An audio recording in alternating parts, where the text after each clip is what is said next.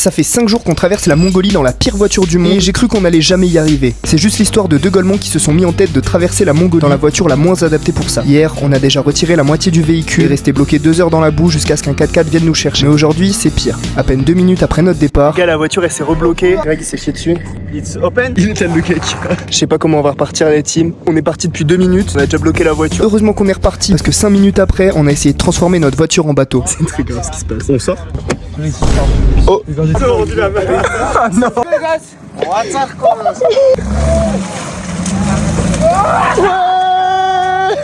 C'était vraiment la baignoire sa mère. Courage surtout. Hein. Merci.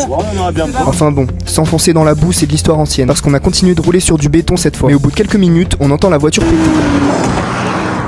Mec, non. Oh là là.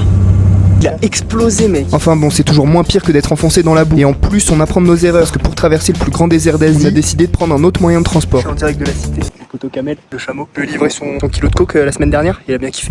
Il en a plein de kiff. Et pour être sûr de bien tout tester, on a fait de la moto et du cheval en plus. Et au final, rien de tout ça est mieux que cette bonne vieille Toyota qui nous a transporté sur 3000 km. Demain, on rencontre un chaman, alors abonne-toi pour suivre la suite du voyage.